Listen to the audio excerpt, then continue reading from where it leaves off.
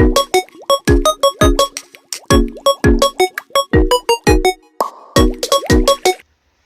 bismillah. Assalamualaikum warahmatullahi wabarakatuh. Hai semuanya. Pada kesempatan kali ini, saya akan mempresentasikan hasil analisis mendalam saya untuk mata kuliah Filsafat Pendidikan. Topik yang saya angkat adalah isu yang sangat fundamental dalam dunia persekolahan, yaitu masalah disiplin siswa di sekolahan. Isu ini bukan hanya sekedar kepatuhan, tetapi merupakan pilar utama dalam membangun moralitas anak bangsa, terutama di jenjang sekolah dasar. Mari kita bedah lebih dalam mengapa sih disiplin itu menjadi kunci utama dalam pendidikan.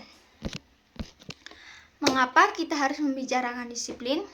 Disiplin itu bukan sekedar siswa mengikuti aturan karena takut dihukum, tetapi secara filosofis, disiplin merupakan mencakup pembentukan karakter, rasa tanggung jawab, dan sikap menghargai aturan yang berlaku di masyarakat.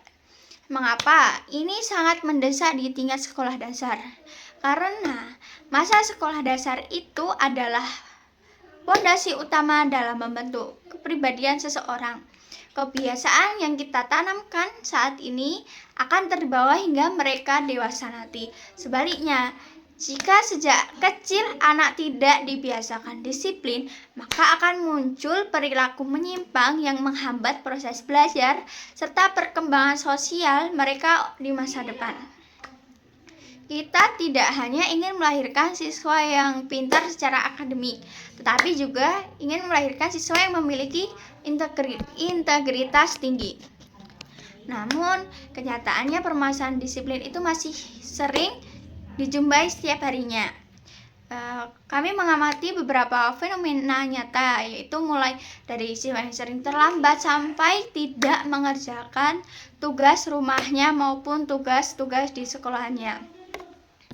Bahkan ketika guru sedang menjelaskan pelajarannya, itu masih banyak siswa yang asyik berbicara sendiri. Bahkan di SD itu masih banyak siswa yang lupa membawa perlengkapan sekolah atau mengabaikan jadwal piket. Masalah-masalah ini tidak boleh dianggap sepele ya, karena jika dibiarkan, kenyamanan belajar teman di dalam kelas dan fokus guru dalam mengajar pasti akan terganggu. Terus ada 4 faktor utama yang menyebabkan masalah ini. Yang pertama adalah faktor keluarga. Kurangnya pengawasan dan pembiasaan jadwal belajar yang konsisten di rumah membuat anak tidak memiliki manajemen waktu yang baik. Yang kedua, lingkungan pergaulan. Siswa pada usia sekolah dasar sangat mudah meniru perilaku teman yang kurang disiplin. Yang ketiga adalah dampak teknologi. Penggunaan gadget yang berlebihan hingga larut malam itu membuat siswa kurangnya istirahat yang berujung pada sulit bangun pagi dan datang ke sekolah terlambat. Yang keempat adalah faktor sekolah itu sendiri. Kadang aturan yang ada kurang jelas atau penekanannya tidak konsisten. Ditambah lagi jika guru kurang memberikan keteladanan dalam hal kedisiplinan. Ingat, anak itu adalah peniru ulang. Mereka akan melihat apa yang gurunya lakukan. Lalu bagaimana sih solusinya? Oke, solusinya adalah diperlukan kerjasama dari semua pihak. Sebagai guru, kita harus menjadi teladan utama. Kita harus datang tepat waktu dan melaksanakan tugas dengan penuh tanggung jawab. Guru juga harus membina siswa secara persuasif, bukan hanya memberikan hukuman fisik yang menakutkan. Dari sisi sekolah, tata tertib harus disusun secara jelas dan diterapkan secara adil kepada seluruh siswa tanpa terkecuali. Dan yang tidak kalah penting adalah orang tua harus berperan aktif menanamkan pembiasaan disiplin sejak di rumah. Tanpa adanya sinergi antara rumah dan sekolah, penanaman karakter disiplin tidak akan pernah maksimal.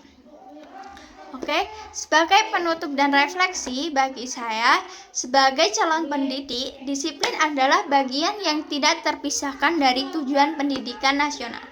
Pendidikan tidak hanya mengejar kecerdasan intelektual, tapi juga moralitas dan kepribadian yang baik. Disiplin itu mengajarkan anak menghargai waktu dan bertanggung jawab atas kewajibannya. Bagi saya, menjadi guru berarti menjadi teladan. Kita tidak bisa meminta siswa disiplin jika kita tidak melakukannya. Mari kita tanamkan kedisiplinan secara konsisten dan berkelanjutan demi masa depan pendidikan Indonesia yang lebih baik. Sekian presentasi dari saya. Terima kasih atas perhatiannya. Berakhir, wassalamualaikum warahmatullahi wabarakatuh.